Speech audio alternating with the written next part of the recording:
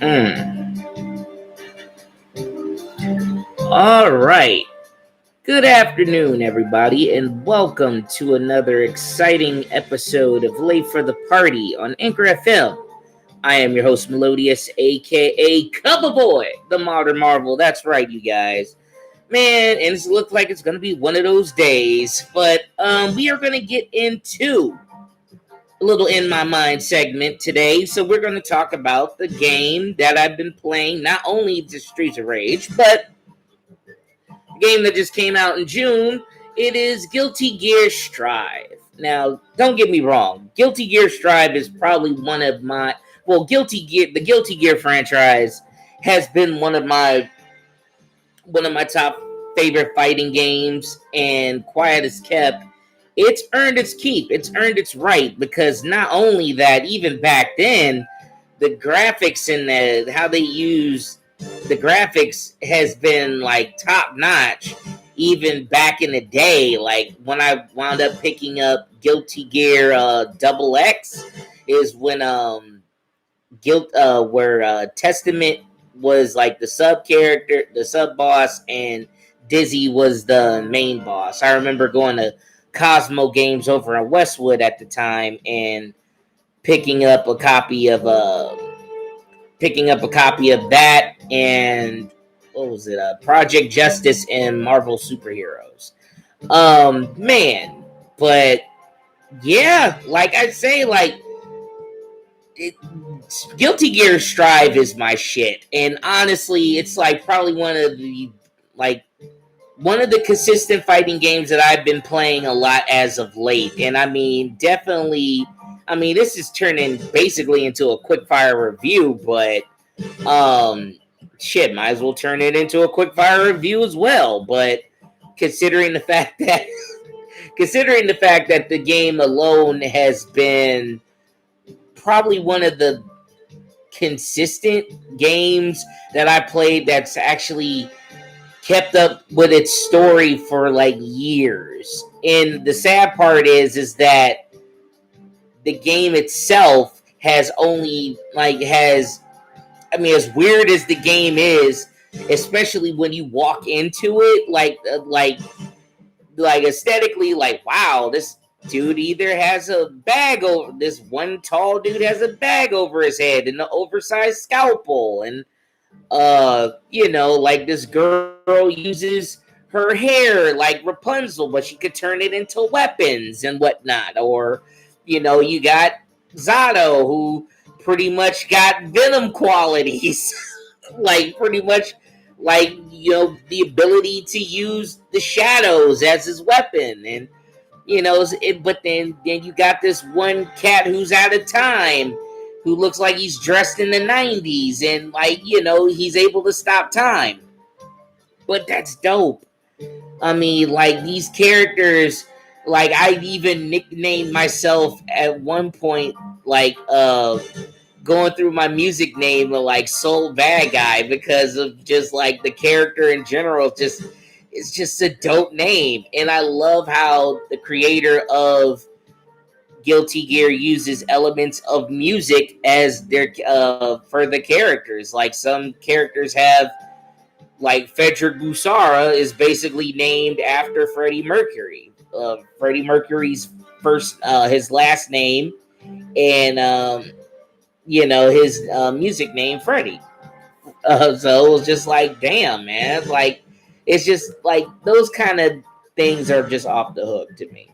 But, and then we're not even going to talk about like just how they're not afraid to make changes to the game, like, to where like it changes it's not as consistent when it comes down to the changes. Like, they'll take out certain elements. Like, hell, they'll take out characters who haven't even been in the game for quite some time. So, but either way, man, it's fun. And I like games like this because, like, I haven't really gotten a game that actually kept up with the story and like kept up with it to where, like, it has a conclusion. Like, I might have gotten it with, like, like the Fatal Fury franchise, or even like the reboot of Mortal Kombat, you know, or even like, well, I'm not gonna say Injustice. Well, yeah, I could say Injustice as well, but if we're looking at the realm of like how Arc Systems takes up for like, takes up with its games in general, like, with Blaze Blue, like it continues on. And of course it suffers the same thing of like, you get like one, two, or three other games when you add extra characters. So I'm trying to see like what happens with Strive. Like, is it gonna get a DLC, or is it just gonna, or are they just gonna upgrade it to a new game? So like Guilty Gear Strive, Ignition, or Guilty Gear Strive, Indignation, or some shit like that. They usually do stuff when it comes down to that. And I mean, I'm not gonna knock. I mean, like I said, Guilty Gear has been one of my favorite fighting games for quite a while, and and it's very consistent. And I love playing. And as weird and as quirky as some of the characters and their designs can be, but I mean, ultimately, probably the best graphics I've seen since. I mean, shit. Like I haven't seen this type of graphics go down since like the upgrade to how Mortal Kombat upgrades their how NetherRealm upgrades their graphics. Shit, it still looks better than Street Fighter. Everybody looks better than Street Fighter. I don't understand that. How does how does the father, the big daddy of fighting games gets like the side order treatment to like the main course? I mean, like, you're supposed to be the main course, but you're being treated like a side order. But then you got Guilty Gear, you got people like that, and they look better than you. I mean, I don't understand that. And it's like, and I love how, I mean, don't get me wrong, they've tried to do some 3D, didn't work, but they went back to the roots of handling, they went back to the 2D style animation. And honestly, I like 2D. I love 2D. Like, I keep it that way. Like, you don't need to upgrade everything to 3D. Like, it suffered, like a lot of games has suffered the fate of that. Like, if you have 3D elements in a 2D game, if you can make it work, cool. But if this is your 1-2 punch and that's your bread and butter, to where like, you've kept this going for the longest with 2D, then keep it. I mean, but look how if you look at Guilty Gear Strive, it looks beautiful, even with some of the lag, or like when in the story, or the lips don't match. But that's Arc Systems 1-2 punch in general. They're great at shit like that. Look at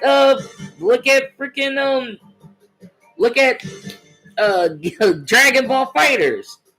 It looks exactly like the anime, like it, but that's how they do their work. That's how they pull it off.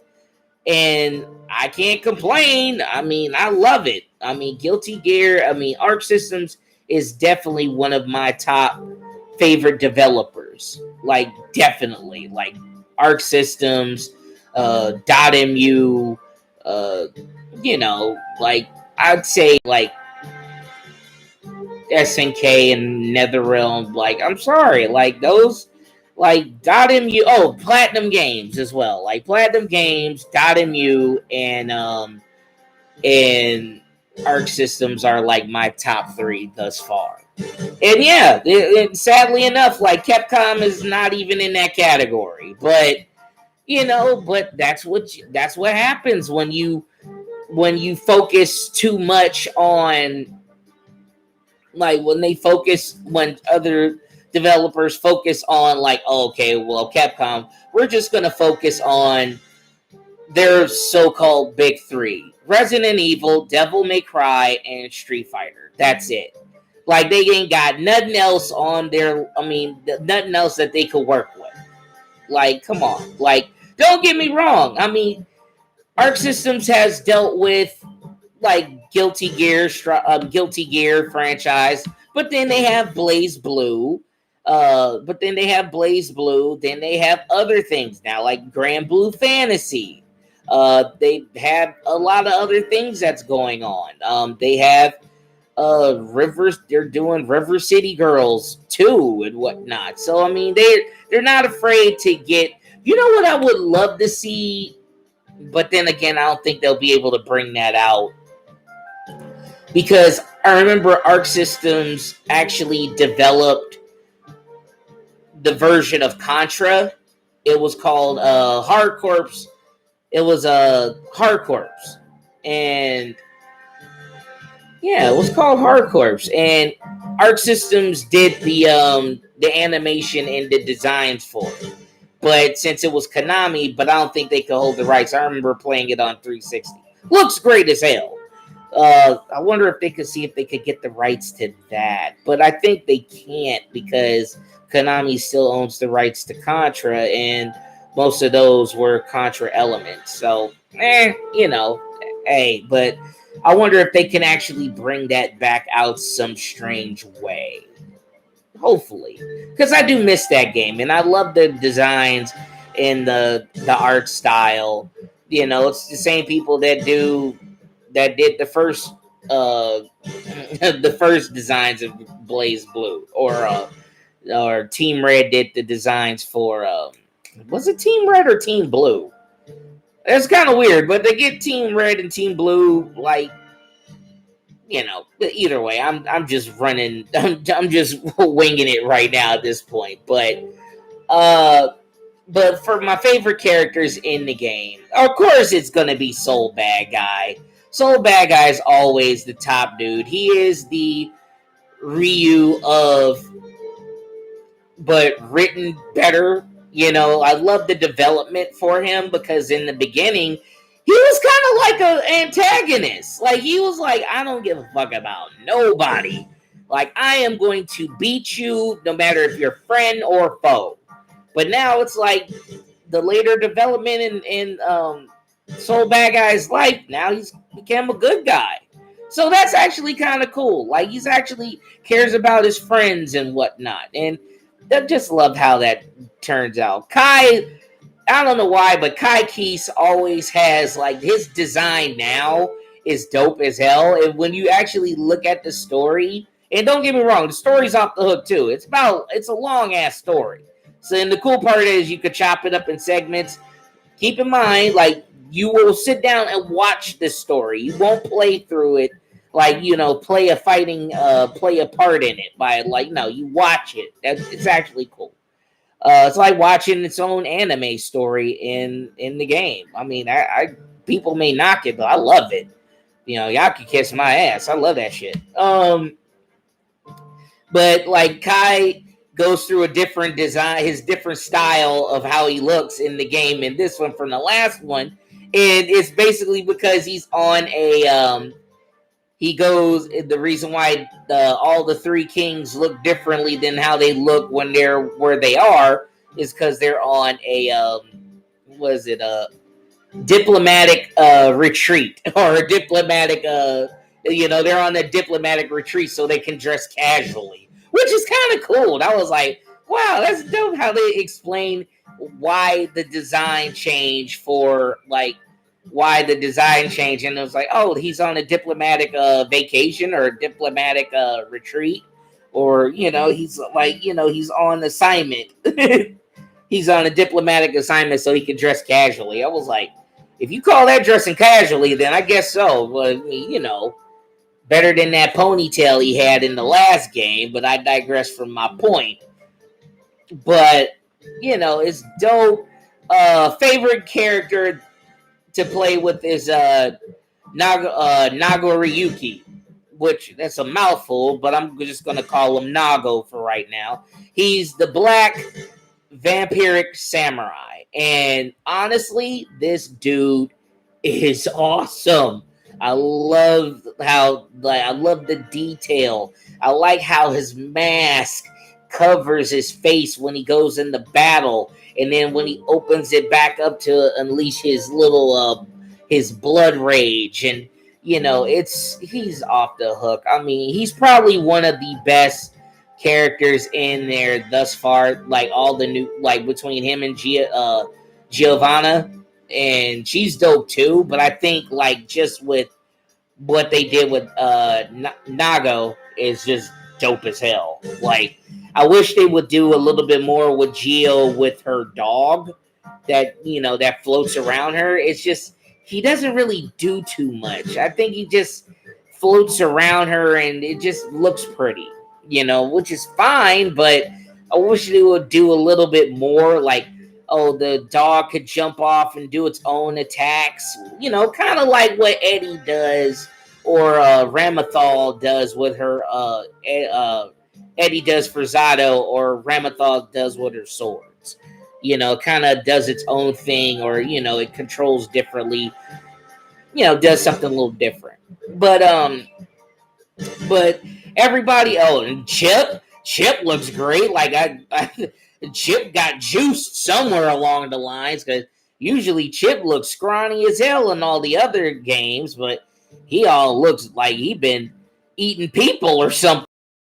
What is he been all keto or something, like up in the barbells, up in the weights in the gym, like he's I'm the president of my own, I'm a ninja president of my own nation, so I gotta get buff, look huge, so that's cool. Potemkin always looks dope. It's a little different that he's wearing the mask and like he's wearing the helmet now, which I'm not complaining. Like, he looked bare bones back in the days with him wearing the suit and the helmet and everything. And like, I'm not knocking that. I actually like that. He's cool. Oh, but we got to talk about Happy Chaos, the main bad guy who we haven't even fought yet.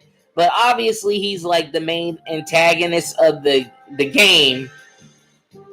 But this dude, yeah, like crazy as hell. But you see his purpose, and honestly, it's like where people are usually just trying to do the Joker treatment and everything from Dark Knight, but this cat actually earned his keep to where it's like, I want you to succeed so I could come back and do this again. Like, wow, that's interesting. Not a lot of people do that. Like, you don't get a lot of antagonists like, oh yeah, they just want to destroy the world just to destroy the world, or the excitement behind it. But you don't really get it, and you don't get that kind of villain to where they pull it off. And it's kind of like the villain who was in the old ones, That Man, who is called That Man, but now he's not the bad guy, but you don't really know his agenda. And when you finally see why and how all this turns out, then it starts to make sense. So the story is kind of like the conclusion of the Guilty Gear saga, all the way from the first one, which kind of plays its part. So yeah, I'm loving how this game has been consistent since it came out. I mean, you don't get a story to where like Street Fighter couldn't even pull this off. And how many Street Fighters there's been? Freaking NetherRealm had to clean up its act and had to reboot the whole freaking series in order for you to understand what the hell's going on. And then, Fatal Fury, it got abrupted right after Mark of the Wolves. So you don't really get a conclusion. So those kind of stories, I mean, especially if you're trying to BlazBlue is kind of similar to Guilty Gear. So I mean, it's kind of they're doing their own thing to where they're still in the continuation. So I'm starting to figure out what's going on with BlazBlue. But either way, Guilty Gear Strive is always like awesomely dope as hell. Like story driven is off the hook. Freaking freaking the design for the costumes is always unique. It changes over time.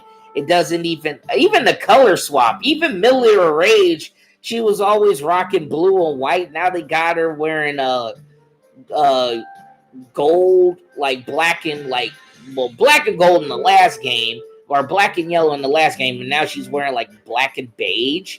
So like I like those different little quirks and changes that they do to the game. I mean, even the fighting styles change over time as well. Like, which is cool. I mean, a lot of people don't do that. A lot of people are afraid to make changes or like even keep out characters who was in the beginning.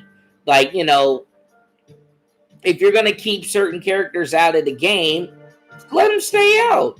Like, we haven't seen Cliff Anderson or Testament in a while because they don't fit in the story anymore. Their story, their part of the story ended. So the last time you saw them, their conclusion was over.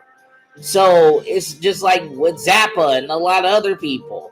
Like, this was the problem that I had with Street Fighter when they started doing Third Strike. They were afraid to make those changes to where, they couldn't, like, it was not even supposed to be Ryu and Ken. If you were going to keep Ryu, like, if they were going to keep Ryu, then just keep Ryu. Or keep Ryu in Ken, but then they started adding Akuma and started adding Chun-Li, and and then it started to get familiar. Like, they were afraid for people to be unfamiliar. But then look at Mark of the Wolves. They weren't afraid to do it. You didn't see Andy Bogard or Mai or Joe Higa out everybody, and the only person who stayed from the original was Terry. And even Terry went through some changes, which I love the Mark of the Wolves Terry, how he looks, how he's older and mature. And this is an In My Mind segment, ladies and gentlemen. I'm sorry. Like I tried to go through the examples of what the games do and how they go through. So I mean, and as you can see how the consistency of Guilty Gear, like, they're not afraid to take out certain elements. They're not. And even though it circles around the core group still, Kai, Soul, the story, like, some of the people who are in the game aren't in the story, but some of the people who fit in the story are in the game. I mean, are in some people who are in the story also are in the game. So I mean, it makes sense. Not everybody is in the game, and it's weird. I love it. Look, the game is just weird in general. It's weird, but it's fun, and I like that. You don't have to be all like cookie cutter and cut and dry. If you give me a weird ass game and you make it fun, fuck it, I'm all in. But Jesus Christ, I'm going almost close to 25 minutes talking about Guilty Gear Strive and how dope it is. And like, might as well make it a quick well, it's not a quick fire review, but fuck it, I'm gonna give this game a solid 9.5. Solid 9.5, just how it looks, how's the design, the consistency of playing the game. I love playing this game. I mean, I've taken off freaking Xenoverse to make sure I got enough space to play this and all the other ones. Like, I'm not disappointed. I play Strive more than I play any other fighting game right now. Even over Dragon Ball Fighters, over a lot of other, like, I barely touched Mortal Kombat 11. But Guilty Gear Strive, it's the most consistent. Guilty Gear has been the most consistent. I go back and play Revelator 2. It's just off the hook. I love it, man. Even Blaze Blue, I play it just as much as Blaze Blue, or more than Blaze Blue. So Either way, you guys, I'm going to get off the hook. Like I said, this is the In My Mind segment on Late for the Party on Anchor FM and the YouTube's channel. So please like, comment. Oh man, hold on. Let me drink my water real quick. It's hot out there, ladies and gentlemen, so keep hydrated. But woo! Please like, comment, share, subscribe to the podcast, and support the YouTube channel as well. I keep getting those backwards, but who cares now? You know, the links will be up in the descriptions. The links will be up in the. God, I'm screwing up. Okay, hold up. Pause. Please like, comment, share, subscribe to the YouTube channel, and support the podcast on Anchor FM. You can check out all the 5 on all other platforms on the podcast. Oh my God, it's so hot. Oh man. You can also check out the cool merch on the Late for the Party store on spring.com. That will also be in the descriptions when I put the link up. Woo! Man. I am your host, Melodious, aka Cover Boy, the Modern Marvel, signing off, you guys. And as always, if you're gonna be late for the party, turn it up to 11. Jesus Christ. God. Oh man, what a day.